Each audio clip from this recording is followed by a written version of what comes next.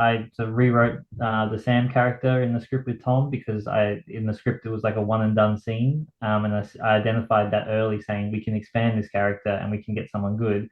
And my only choice was Sam Neill, so it was a Hail Mary, 100% Hail Mary. Never worked with him before, and then yeah, so he came on.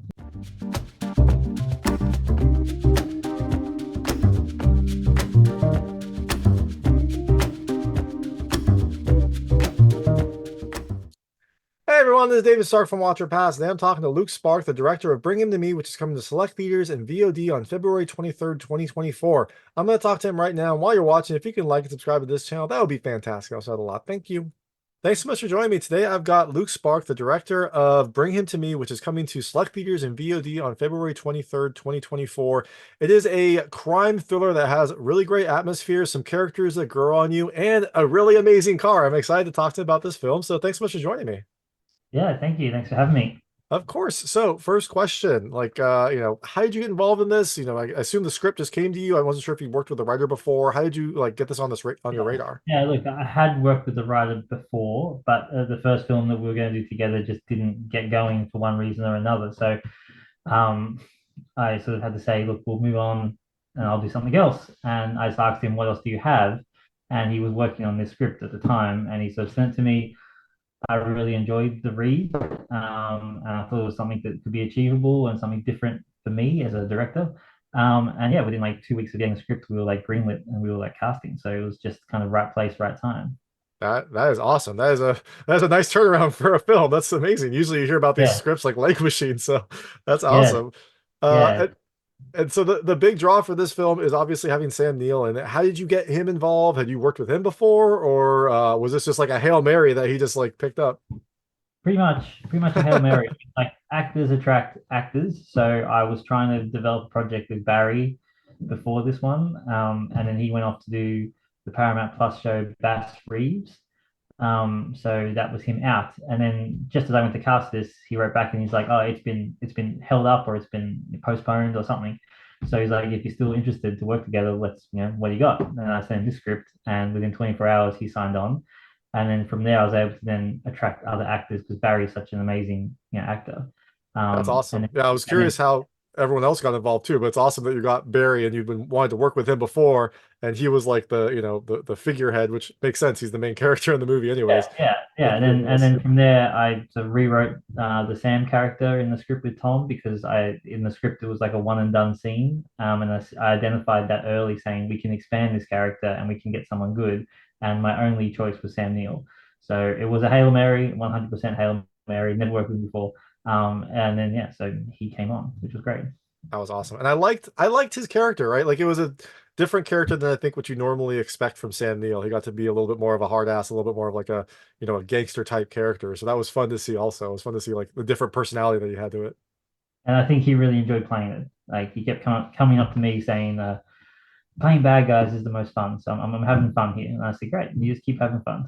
That's awesome. Yeah, exactly. I heard that from a lot of actors. Like it's fun to play a bad guy because you just get to like, I don't know, maybe tap into some of your darker moments or just kind of like have fun doing it. Just kind of like let yourself go. So it's a lot more fun that way too. Yeah, yeah, and he's such a gentleman and such like I'm a huge Jurassic Park fan. So sitting down with Alan Grant, Dr. Alan Grant was amazing and just really generous. He would be giving advice. I heard him give advice to other actors on set, and also came up to me one day and sort of suggested a shot, two shots, which I used. And then a year later, we were doing post on the film, and he came in to watch it.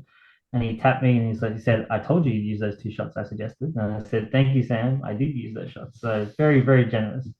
That is awesome. I'm glad that you were also able to like it wasn't just like a very quick turn. You were able to kind of establish a relationship with him, and I assume that will pay dividends for the film and then also like for your future projects as well.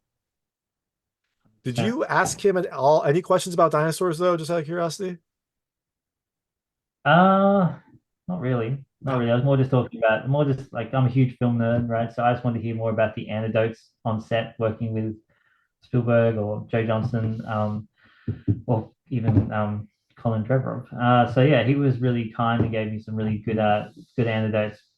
I don't think we talked about dinosaurs too much. We talked That, about the locust in the last movie, but that's about it. very good. And the other main character of this film is the car. I guess it's a 1970, I think Camaro SS or something, something like that. Chevelle. It's a Chevelle. Chevelle. Oh, sorry, I saw it briefly. Where did you get this car? Like, is this something that you had? Did you have a friend, or did you just like, I don't No, know? no. So because we filmed this in Australia, so we had to go out and find clubs that collect left-hand drives because we drive on the other side of the road out here. So I just got a huge list of cars available, and then we just decided, and we just worked our way down to doing like a big sort of bracket of which is the best car to take, and this one won out. Everyone loved it, so Barry loved it, and it was a good choice. Yeah, no, definitely. I love it. It kind of is emblematic for his character. It's like an older model. It's a muscle car. It's something that, isn't super flashy, but it like has the strength to do it. It's like a perfect pair for Barry's character. Yeah, yeah, 100%. Just lucky again, just lucky getting that car. Yeah, that's awesome. And there was a scene in here where there was like a hedgehog, I think, on the road, and then a car just passed right by it. Like, how did you get that scene? Was that CG? Was that I don't know how you got that. I was impressed by that scene specifically. Yeah, look, it's all movie magic, right? Like, I'm not going to film a hedgehog, with a car going by. So, like, you can make up your mind on how we shot that, but it was movie magic. I know hedgehogs aren't native to America, but people do keep them as pets.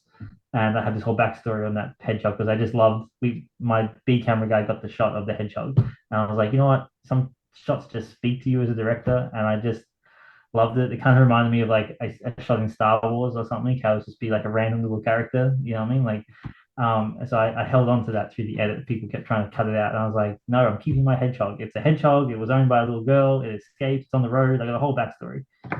Yeah, I noticed it didn't have an IMDb reference though, so perhaps you should go in and put that hedgehog in for IMDb as well to make sure Probably. it has a career Probably. going forward. But no, I love to see it too. I was like, that's awesome. I assumed it was some sort of movie match, but I don't know. Indie films don't have a big budget, so maybe you just like held the hedgehog as long as you could and then let it go and we're like, don't move.